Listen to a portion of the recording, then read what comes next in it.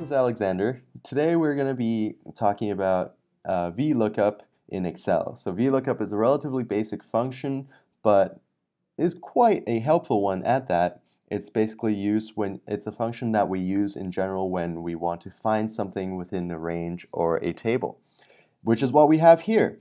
So today we have, imagine you are looking at your teacher's Excel file. So he or she has the surnames, the first names, the scores, as well as the student IDs of the class from a recent test.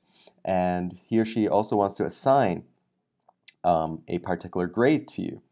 Now, the teacher obviously doesn't want to have to go through every single one of these and tell you, for example, 48 is an E. In general, we just want something that we can drag down as minimal effort. So that's where Vlookup comes in. So Vlookup can help us take this score and apply it to this particular table and let us know which one it falls under. So let's get right into it. Equals Vlookup, and I'm going to press tab. That helps me write the formula. And then lookup value, which is the score here. Table array, you can take a look at that. It's right here. So column index number. In our table here, score is in the first column and the grade is in the second column. Now it's important to note that the column we put in here is what we want Excel to return to us. I'll repeat that. The column number we put in here is the column from which we want Excel to return us a value. So that would be 2 because score is 1 and we want the score to be matched with a certain grade. And then there's the range lookup. So that is basically asking if we want an approximate or an exact match. So false, which is a 0, is an exact match, while 1, which is true, is an approximate match. So we want an approximate match here because if we made an exact match, we would have to write out all of the numbers from 0 to 100 and assign a specific grade, but we don't want that. In our particular formatting here for the table, going from small to large, which is how Excel using VLOOKUP searches, we can simply put in 1, which is an approximate match, and there you will find it. So because we want to drag this down and we don't want this to keep moving, for example, let me show you, a lot of these will start to become an A, and we don't want that, and it is happening because the table we have right here is shifting down as we look at it, as we drag it down. So we're going to give it an absolute reference. There we go. And then drag all this down. You can also use fill functions if you want. You basically select the whole thing and then press Control or Command D if you're using a Mac.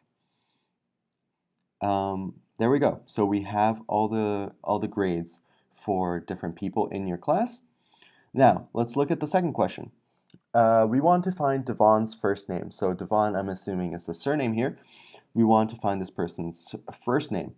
So what I would do in this case is firstly write Devon in a particular cell and then put in a VLOOKUP function right next to it.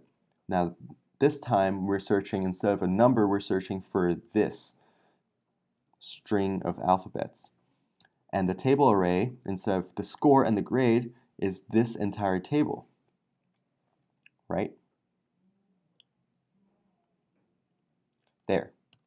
So you can do that using Command, Shift, and arrow keys if you're using a Mac. And then the column index number.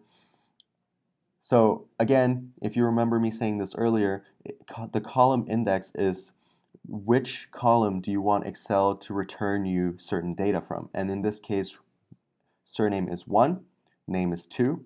So we want the first name, and we're going to put in 2. And our range lookup.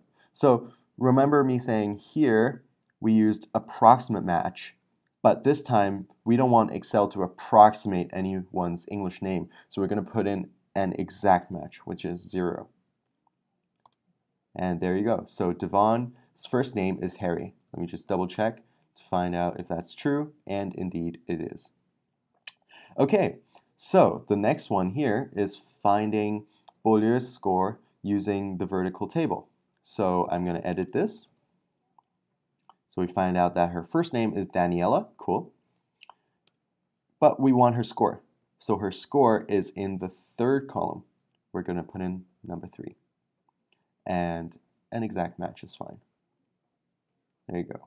This person got a measly 64, but that's okay. She'll do better next time. And there you have it. These are the basics for Vlookup. And you learned today how to use Vlookup, matching approximately as well as an exact match. Thank you very much for watching, and I hope I helped.